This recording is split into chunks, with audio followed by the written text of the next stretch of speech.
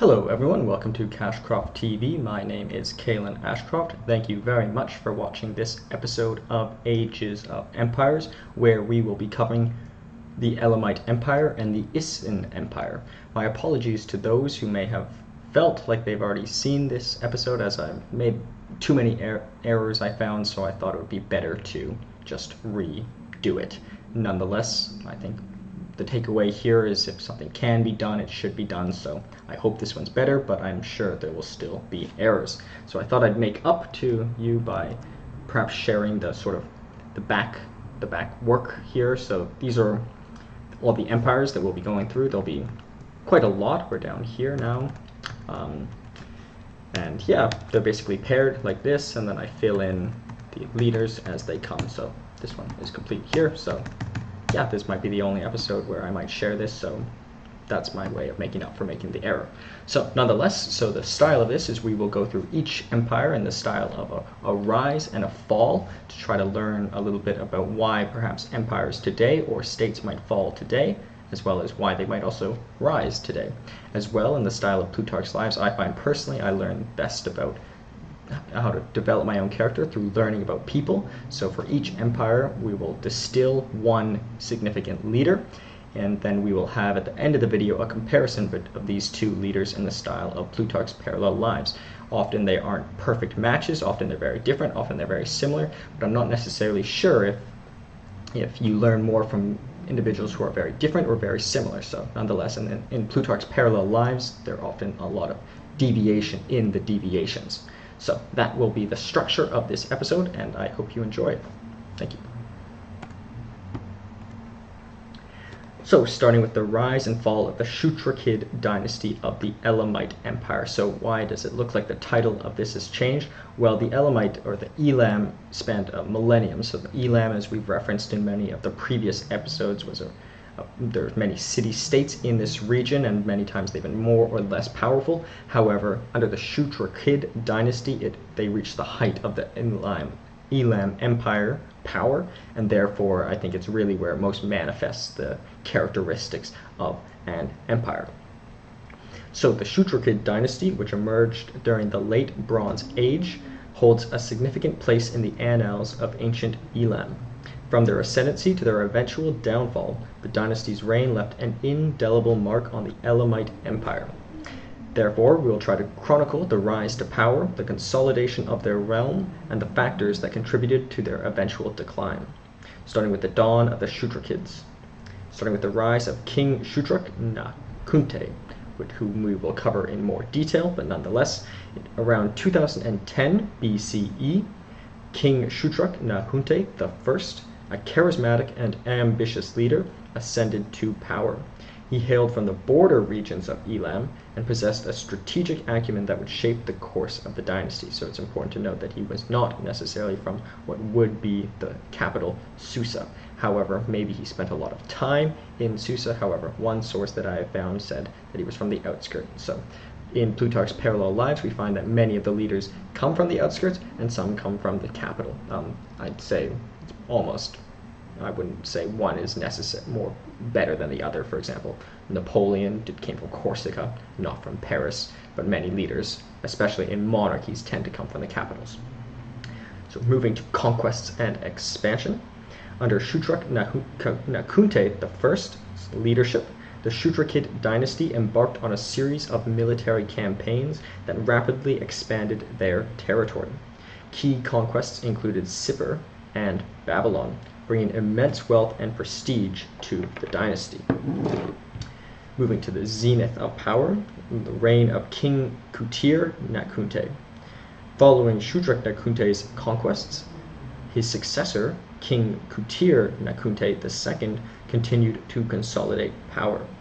His reign witnessed a flourishing of culture and commerce as the dynasty reached its zenith. So as we've alluded to in previous empires, culture and commerce definitely are evidence of a strong empire. However, is it necessarily commerce that make, or culture and commerce that make an empire strong, or is it that a strong empire militarily necessarily has culture and commerce. I think they both sort of feed into each other, but rare is it that they only have culture and commerce and no military might, or only military might and no commerce and culture. However, I think the latter, having only military might and no culture and commerce, might be more possible. Moving to the Stele of Naram-Sin. So one of the most iconic achievements of the Shutruk-Kid dynasty was the acquisition of the Stele of Naram-Sin. This victory monument, taken from Sippar, stands as a symbol of the military prowess and cultural significance. Moving to challenges and turmoil, starting with Assyrian resistance. So the expanding Assyrian Empire, whom we have covered previously, and I hope you have or will be checked out, have or will check out, under the reign of Ashur-Dan I, posed a formidable threat to the Shutruk-Kids. The Assyrians, determined to reclaim their lost territory, engaged in persistent conflicts along the contested borderlands. Moving to succession and struggles, internal rivalries and succession disputes within the Shutruk-Kid dynasty began to resurface. These conflicts, exacerbated by military pressures, weakened the dynasty's cohesion and opened avenues for dissent among the nobility. So many of these previous empires, in fact most I would say, it's a culmination of internal and external challenges. However, do the external challenges cause the internal challenges, or do the internal challenges cause the external challenges? Once again, I think they're sort of synergistic in that they sort of feed into each other. Moving to succession struggles, so internal rivalries and succession disputes in Shutruk-Kid dynasty began to resurface, as noted, and therefore moving to the decline and demise, starting with the Assyrian resurgence. So we had the Assyrian resistance, and now to the Assyrian resurgence. So by the latter half of the 12th century BCE, the Assyrians, rejuvenated under Tiglath-Pileser I, launched a series of counter-offensives. The Shutruk-Kid dynasty faced increasing pressure from the resurgent foe. Moving to the fall of Susa. In a pivotal battle around 1100 BCE, Susa, the capital of the Elamite Empire, fell to Assyrian forces. This catastrophic defeat marked the end of the Shutruk-Kid dynasty's rule and an eclipse of the Elam as a dominant power. So that's very much now tying into the previous Assyrian Empire, which we have covered. The Shutruk-Kid dynasties. Thus, the Shutruk-Kid dynasty's rise and fall in the Elamite Empire epitomizes the cyclical nature of ancient empires. Their legacy endures through archaeological artifacts and historical records, providing valuable insights into the geopolitics and dynamics of the late Bronze Age. The Shutruk-Kids, though ultimately vanquished, left an indelible mark on the annals of ancient Mesopotamian history. So that is the history of the rise and fall of the Elamite Empire. Now to focus more on the leader whom we have selected for Shutruk-Nakhunte I, conqueror of Susa and reformer of Elam. So in the annals of ancient history, few names resonate with the same resounding impact as that of Shutruk-Nakhunte I. Born in the crucible of a tumultuous era, he emerged as a paramount leader of the Elamite Empire, leaving an indelible mark on the landscape of the ancient Near East. From his audacious conquests to his enduring administrative reforms, Shutruk-Nakhunte I's legacy stands as a testament to the prowess and sagacity of a leader ahead of his time. Moving to his origins and early years. So Shutruk-Nakhunte I entered the world in the midst of a dynamic period where empires clashed and cultures mingled, many of which empires we have previously covered. Born to the royal line of Elam, so his father was a king, but they consider Shutruk-Nakhunte I of the Shutruk-Kid dynasty, maybe the second, but nonetheless he was the one who really aggregated the city-states. Born into the royal family line of Elam, his upbringing was steeped in traditions and aspirations of a people with a rich history. As the son of King Halushu Inshushinak II, Shutruk-Nakhunte I inherited a legacy fraught with both promise and peril. So obviously, being in the royal family, especially when there wasn't such consolidation of power, there were a lot of threats from rivaling powerful families. From an early age, it was evident that the young prince possessed a keen intellect and restless curiosity. His tutors marveled at his insatiable appetite for knowledge, something that I hope you and I myself have, a trait that would come to define his later reign. As the years unfolded, it became apparent that Shutruk-Nakhunte I was destined for a destiny far grander than the confines of a palace. So something that's sort of elaborated in Montesquieu, The Spirit of the Laws, is that if in the autocracy or a centralized monarchy or even the tyrannical state, it's important for the king, the absolute monarch, to be separate from the people, so to kind of deify them.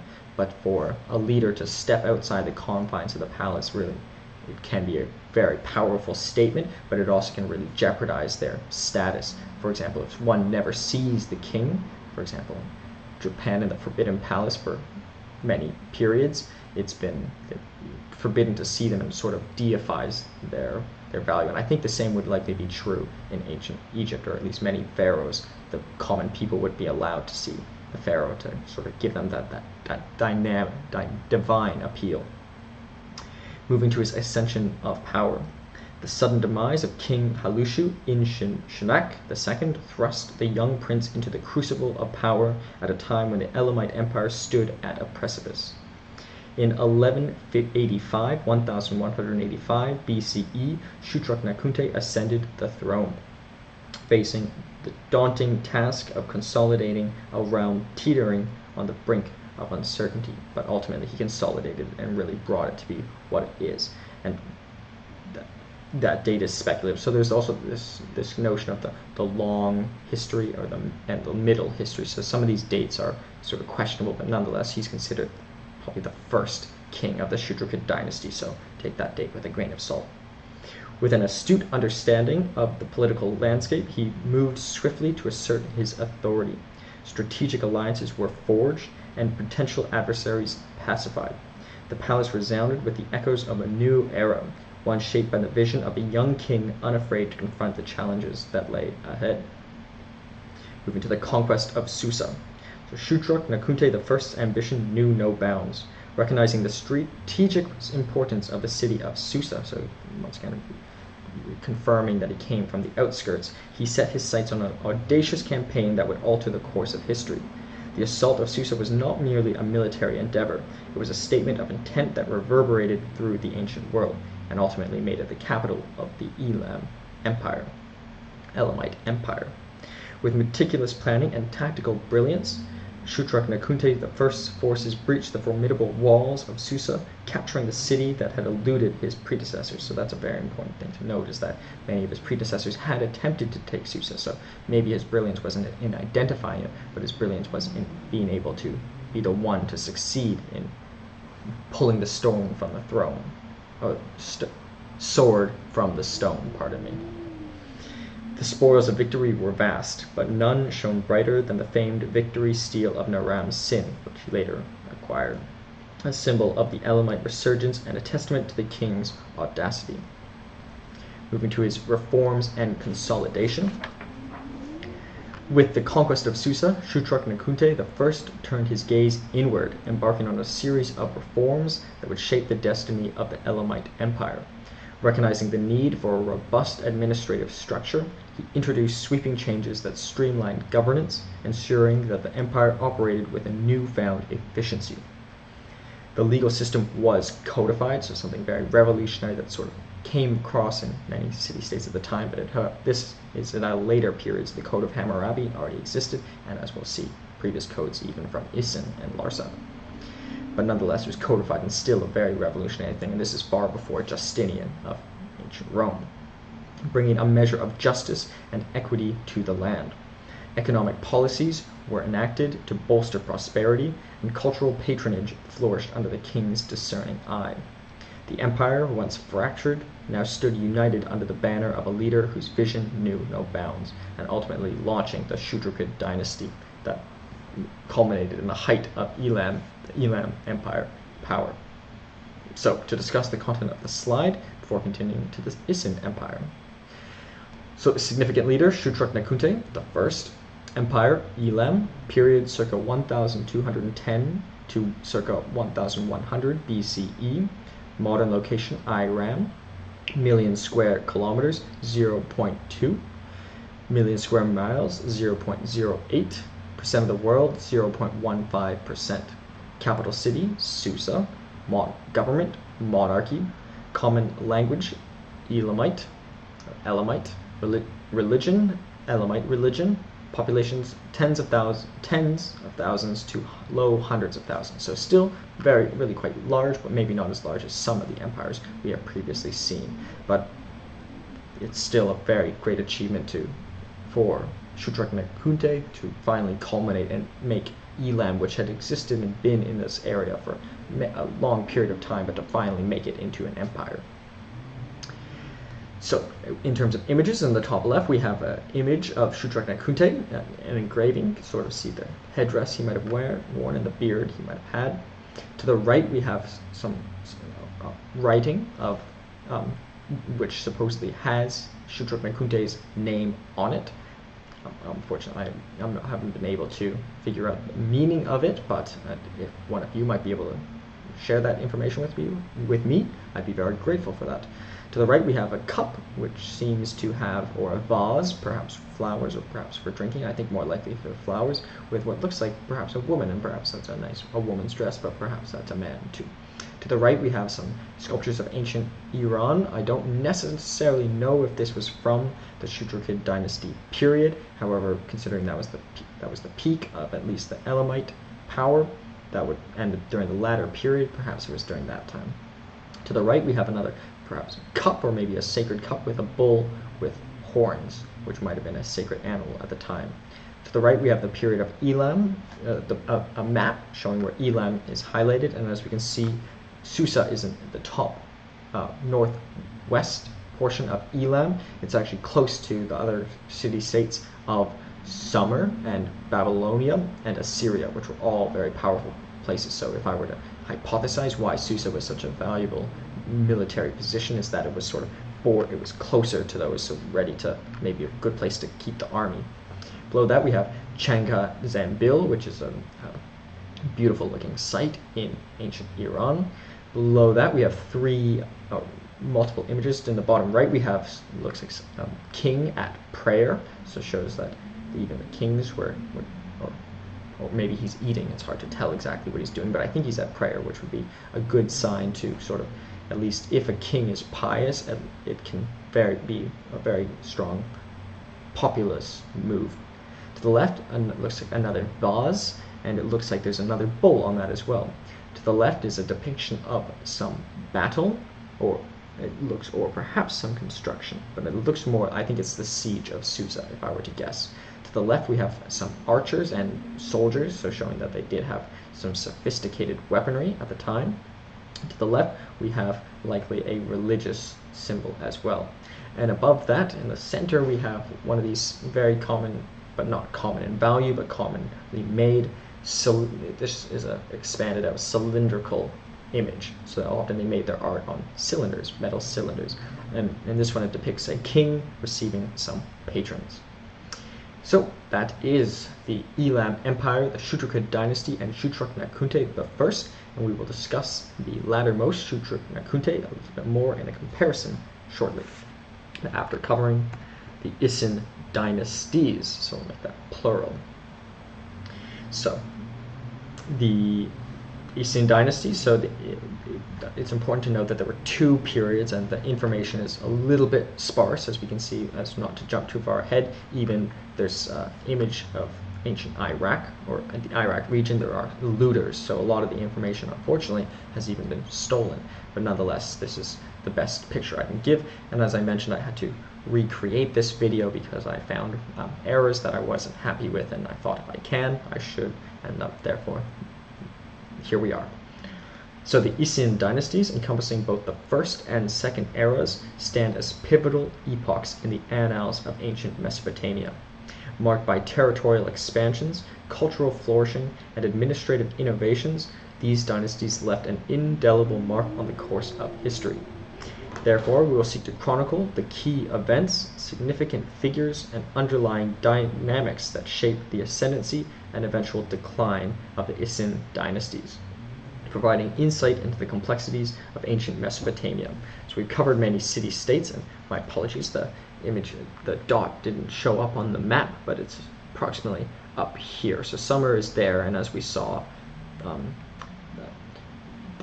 Elam is around here, Sumer is around here, Babylonia is around here, and Assyria is around here. So it's right around, it would be about there.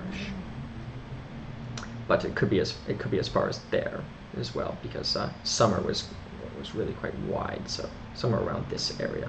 But nonetheless, as you can sort of get a picture for where Elam was, Assyria was, and Babylonia was, and as we'll reference them all.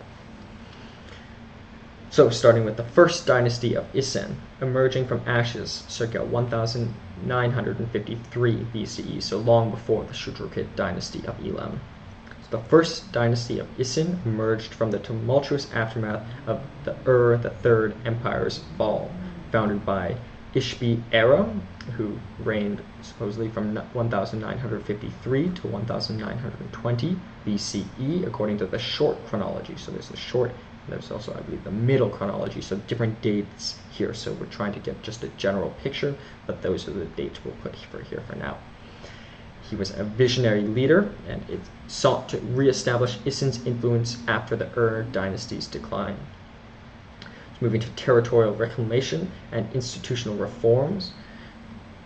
So following Ishbi-Era's reign and during as well, so circa 1920 to onwards, and we'll give a date update soon, but try not to focus too much on the dates here as well, because there's quite a lot of dispute and even two forms of measuring them too, so some of the information has been really hard to parse out. And therefore, during this period, they witnessed a concerted effort to reclaim the territories that had been lost during the chaos that followed the fall of Ur. So after the collapse of that empire, there was a big void to be filled. Simultaneously, Ishbi-Era and many of his predecessors implemented administrative reforms, centralizing power and establishing more efficient governance and taxation systems. So centralizing power has been key in many previously mentioned states, but something that's to some extent unique is the taxation systems, which seem natural to us today, but in, for example, ancient Egypt, where almost everyone was working directly for the pharaoh, taxation would be as important, but taxation requires private enterprise. If everyone works for the government, there's no one to tax. So therefore, it's sort of, we can get a little picture of the economy of Isin, even in the earliest periods. And likely after the collapse of Ur and before Isin became centralized, it was natural that there would be many natural market forces. So moving to challenges of succession. So there's been challenges take place throughout almost both dynasties, but nonetheless, it's one of the leading causes of the decline of both the first and second Isin dynasties. So as the first dynasty of Isin entered its latter years, internal discord and succession disputes emerged. These challenges were exacerbated by interactions with neighboring Elam, previously mentioned, and the burgeoning Old Assyrian Empire. So as we mentioned, Elam, this is not during the Shutruk-Nakhunte dynasty, so Elam wasn't even as powerful as it later became, but nonetheless, throughout its whole history, always was contesting and fighting in the region, and perhaps even necessarily that city of Susa. And as well, Old Assyria coming from the north, and also became one of the most powerful empires of all time. So moving to the interim period. So following the first dynasty's decline, Isin experienced a period of political instability. This phase was marked by political fragmentation and competition among factions vying for control, creating a dynamic environment shaped by evolving power dynamics with neighboring states. So it must have been a very difficult period to live. There was no definitive leader, or maybe it might have been better than living under a tyranny of a tyrannical monarch, but I think it's from the texts that I've read, it seems a little bit like a chaotic period. So moving to the second dynasty of Isin, starting with Ishmi-Dagan's ascension, circa Ishmi-Dagan supposedly lived from debates. There's debates, but maybe, I wouldn't even want to put a date on it, but maybe 1900 to 1879, but maybe that overlaps too much with the first period. So nonetheless, Ishme-Dagan's rise came culminating the second Isin Empire. So that's, I think, the most important thing. And that's why I think I learn best to learn about people rather than learning based on the numbers, because a lot of these numbers are greatly disputed. One text, they're off by hundreds and hundreds of years. So, but nonetheless, the names really can be set in stone. So Ishme-Dagan's rise marked the establishment of the second dynasty with a mission to restore Isin's former glory. So kind of like Shutruk, we covered in the great leader of Elam. That would be Shutruk-Nakhunte of Elam, so sort of that founding figure of an empire. So we can make a parallel between him and Ishme-Dagan. Concurrently, Isin navigated interactions with Elam, as we previously covered, Larsa, also whom we have covered, and the old Assyrian Empire, so very contested area.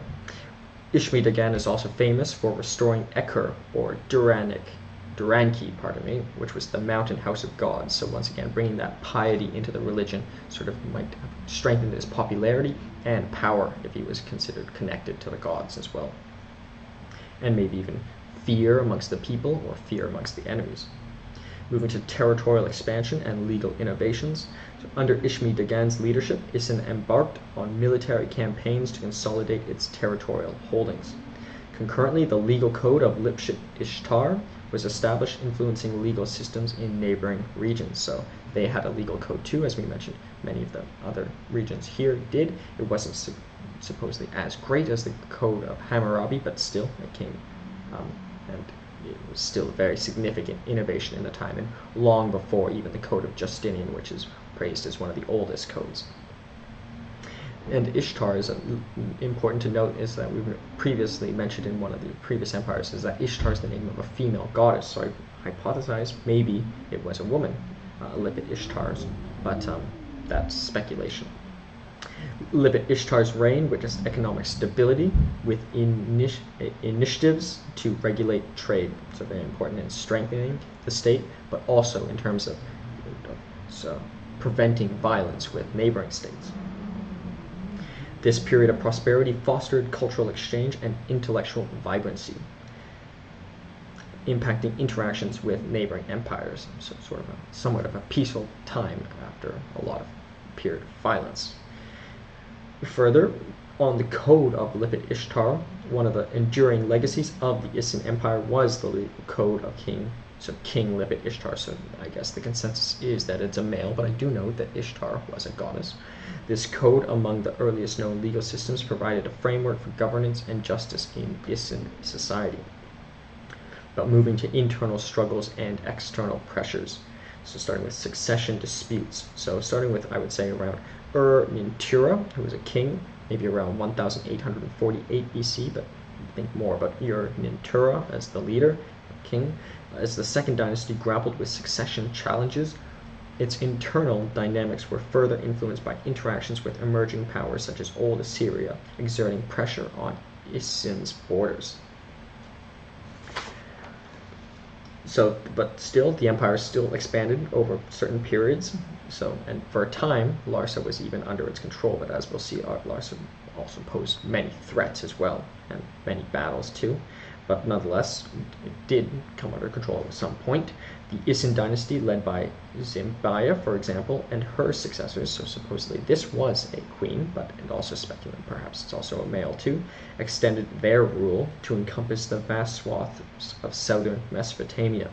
The empire thrived economically with agriculture and trade flourishing under the Isin administration. Moving to cultural achievements, so there was also another cultural renaissance. Isin flourished as a hub of cultural exchange. So one thing that some people identify an empire has to be multicultural. I don't think that's necessarily true, but it is, or have subordinate states, but nonetheless there was cultural exchange. And not only did they create their own culture, but they were also open to accept culture from other states as well, fostering an environment where poets, scholars, and artisans contributed to a vibrant intellectual milieu. Concurrently, the dynasty engaged with neighboring powers, being influenced by concurrent developments in the region. But then moving to Rim-Sin I. So we covered Rim-Sin I with Larsa. So Rim-Sin I, ruler of Larsa, sought to challenge Isin's growing influence. The ensuing power struggle culminated in a prolonged conflict between the two city-states.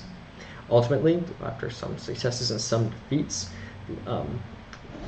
Damiq-Ilishu, whom we will cover in a specific biography, was defeated by Sin-Mombalit of Babylon, and circa 1748 to circa 1729 BCE, and was ultimately given the final blow by Rim-Sin I of Larsa.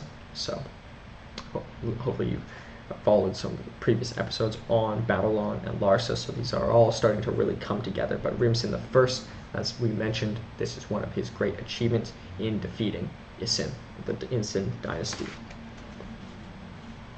So therefore, conflicts with neighboring city-states and nomadic incursions as well strained Isin's resources. I note that nomadic incursions, usually they might have access to maybe horses or camels or some sort of sophistication in terms of cattle that might be also further threaten their soldiers. But that's not necessarily true. That's a speculation on my part. Additionally, the expanding Old Assyrian Empire, as previously mentioned, posed a formidable threat, contributing to the eventual decline of the Second Dynasty. But ultimately, it was Rim-Sin I who gave that final blow. Therefore, the Isin dynasties, navigating through the intricate webs of internal and external influences, significantly impacted the broader tapestry of ancient Mesopotamian history. Their contributions reverberate through time, providing invaluable insights into the complexities and challenges inherent in the pursuit of power and prosperity in the crucible of ancient civilizations. The legacies of the Isin dynasties stand as a testament to the dynamic interactions and shared histories of ancient empires. So now into a specific biography of the final leader of Isin. Damiq-Ilishu, last king of the Second Dynasty of Isin. So the Second Dynasty of Isin marked a pivotal period in the annals of ancient Mesopotamia. At its helm stood Damiq-Ilishu, the final sovereign to preside over this venerable dynasty. Born amidst an era of shifting allegiances and political upheaval, his reign encapsulated both the culmination and ebbing of an empire that once commanded the Mesopotamian heartland. So Damiq-Ilishu is also supposedly lived from circa 1752 to 1730 BCE, according to the short chronology, or 1816 to 1794 BCE, according to the middle chronology. So clearly a very big discrepancy in when he lived. And he was the 15th and final king of Isin. So starting with his early life and ascent to power, so Damiq-Ilishu's origins lie shrouded in the mist of time, with the paucity of historical records rendering his early life a subject of intrigue and speculation. Born in the fading light of the 19th century BCE, he emerged from the modest beginnings, displaying from an early age an innate aptitude for statesmanship and a profound understanding of the complexities of governance. In his formative years, Damiq-Ilishu witnessed the turbulent currents of Mesopotamian politics, a tumultuous backdrop that would shape the course of his destiny. The grand tapestry of city-states and shifting alliances provided the canvas upon which his legacy would be painted. So a very difficult time to be born. So perhaps maybe if he had played things differently, maybe he could have kept Isin going, but based on the evidence we have, it might have been very, very difficult. So a fateful union. In a fateful twist of fate, Damiq-Ilishu's trajectory collided with that of Enlil-Bani, a prominent noble with aspirations to reshape the course of Isin's history. Recognizing the young man's latent potential, Enlil-Bani took Damiq-Ilishu under his wing, fostering his education and nurturing his nascent political acumen.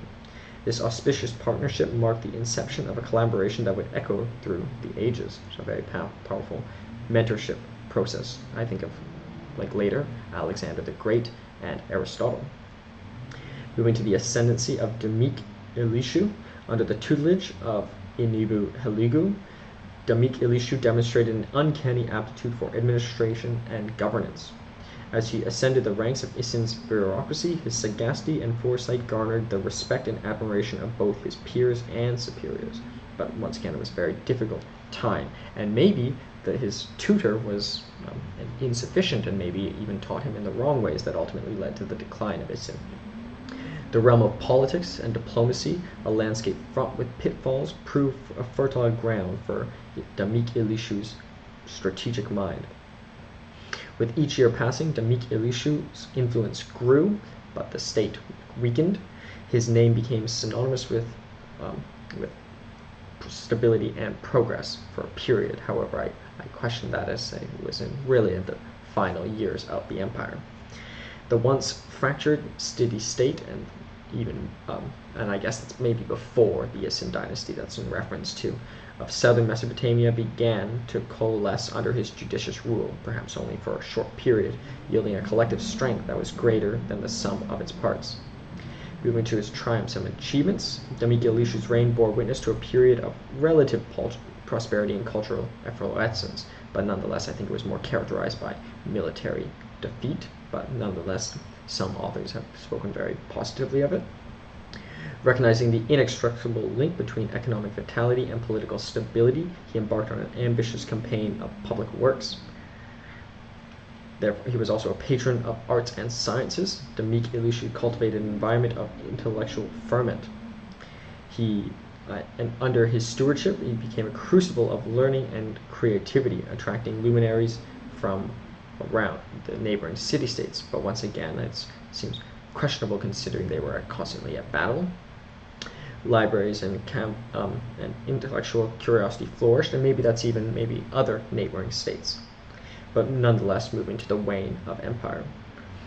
Yet, even despite his accomplishments, Damiq-Ilishu was not immune to the inexorable march of time and the shifting tides of geopolitics. As new powers emerged on the horizons and old ones re-emerging, the unity forged under his banner began to fray at the edges. Rivalries rekindled, and the foundations of the empire he had painstakingly contributed to grew ever more precarious. In his twilight years, Damiq-Ilishu confronted the daunting specter of change. The once unified city-state now murmured with discontent, their loyalties divided.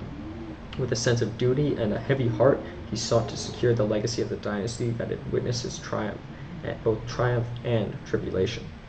Therefore, he was later defeated by Sin-Mumballit of Babylon, circa 1748 to 1729 BCE, and then later by Rim-Sin I of Larsa, circa 1758 to 1699 BCE. As the years pressed on, he was ultimately defeated, and Damiq-Ilishu, as the last king of the second dynasty of Isin, emerges from the annals of time as a figure of singular significance. His indomitable spirit, perhaps, and visionary governance and aiding contributions to the cultural and administrative tapestry of Mesopotamia immortalize him as a luminary of antiquity. But perhaps maybe he focused too much on culture and education and neglected battle. But maybe neither were sufficient. In an epoch defined by transition and transformation, Damiq-Ilishu's legacy endures as a testament to the enduring impact of those who shaped the destiny of nations. So that is Damiq-Ilishu and the Isin dynasty. We'll now discuss the content of the slide. So, significant leader, Damiq-Ilishu, empire, Isin, period circa 1953 to circa 1740 BCE, modern location, Iraq, million square kilometers, 0.20, million square miles, 0.08, so almost very, very similar to the previous covered Shutruk-Nakhunte dynasty. Capital is Isin. Government and monarchy. Common languages was perhaps Hurrian, most likely Akkadian, I believe, was the most common, and Amorite, Elamite. There are more languages as well, but and I think Hurrian, maybe that's an error. I don't think Hurrian was as popular there, so mostly I would say Akkadian. In terms of religion, Sumerian religion, which is also very polytheistic, so many different gods around there, and population several hundreds of thousands, so pretty large, at least during its peak, but it could have been less, could be as low as into the tens of thousands as well. So in terms of the content of the slide, in the top left we have an image of the son of Damiq-Ilishu, but it also might be Damiq-Ilishu lamenting at having lost his father's kingdom or his own kingdom. So I think this is actually quite a piece of art, as from what I see. It's not as detailed as perhaps art today, but I can really see in their figures the sadness in his eyes. So that's really, and we spoke much about the art of Isin, and I really can see it, I believe. To the right we have a poem for Idin Dagan, so let's get more into the arts. They have this poem, and people think, I've heard people quote that, oh, it was the Greeks that founded the arts and poetry, but this is in almost 2000 BCE, or the 20th century BCE, they perhaps even had poetry. Up to the right of that we have an image of Sin receiving some patrons. To the right of that, and my apologies if it's small, we have a full king list of the Isin dynasties with Damiq-Ilishu at the bottom. To the right we have a map, which unfortunately is missing the dot where it should be Isin, which I believe should be around there, because this is about where summer was. Below that we have, so very common were these cylinders, and once again I believe it's even the same Sin receiving some patrons, but actually on the cylinder shape. Below that it also looks similar to the lamentation of Damiq-Ilishu, also on a cylinder. To the left of that we have Ishme Dagan written in their text. To the left we have the clay nail of Enlil-Bani.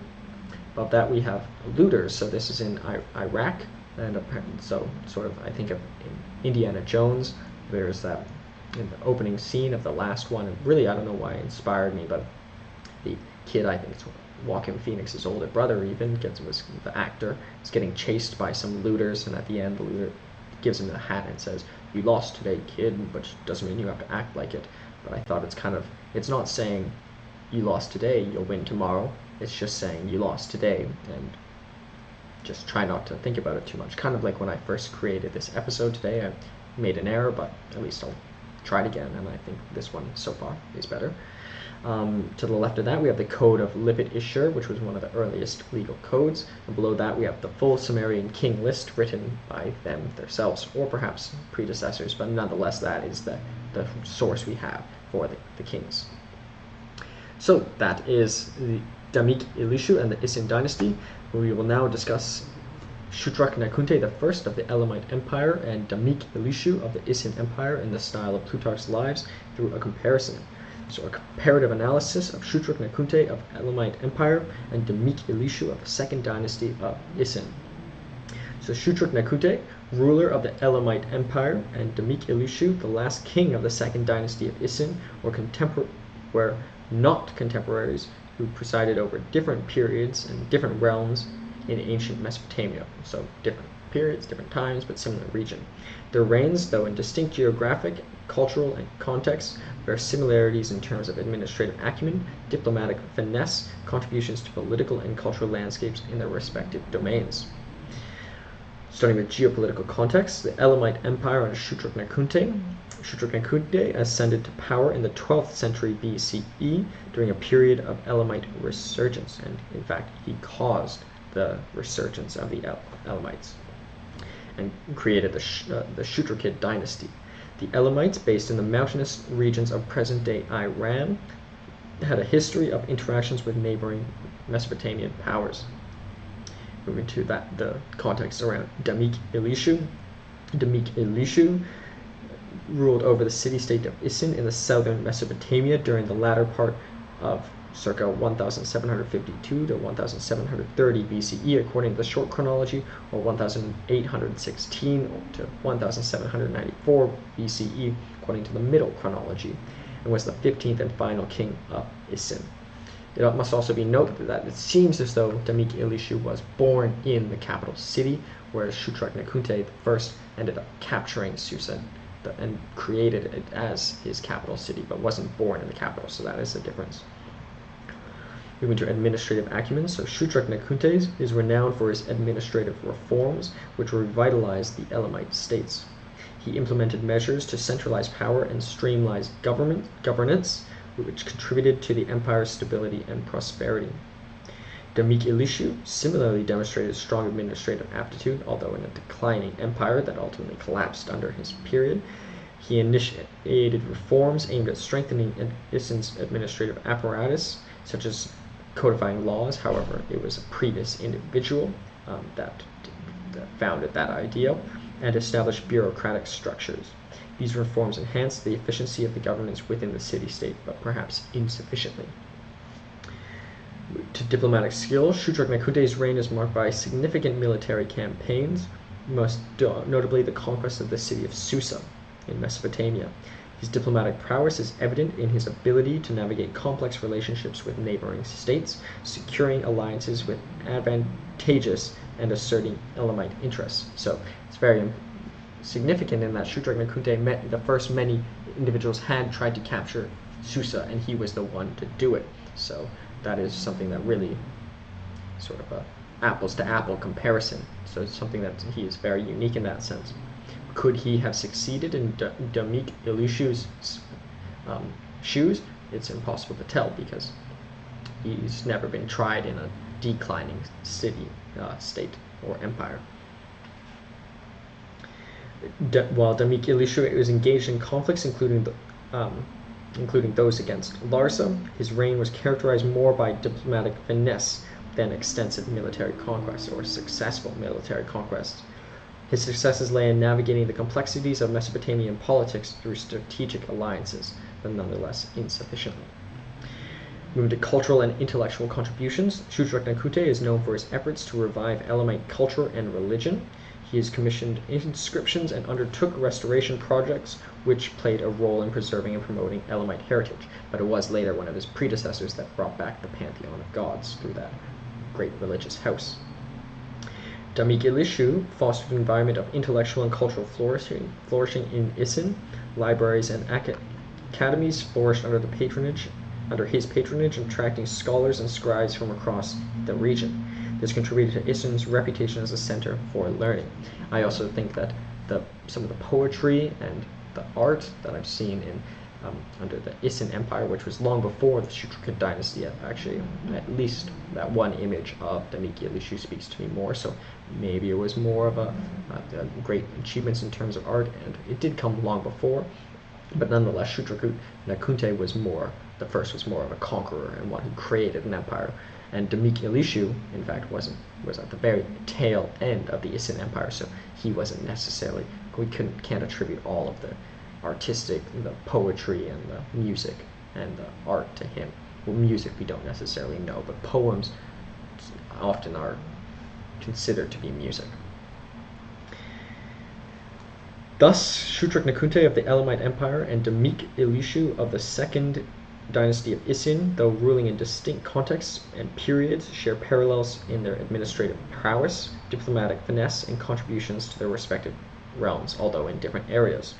Their reigns exemplify the dynamic interplay of political acumen, cultural patronage, and strategic thinking that shaped ancient Mesopotamia, but maybe most of all, the importance of being successful militarily. It might be great if one is great in terms of culture, but it's not sufficient if there's barbarians at the gate. Not saying that's a quote, but nonetheless there's a book, Barbarians at the Gate. But nonetheless, if there are enemies at the gate.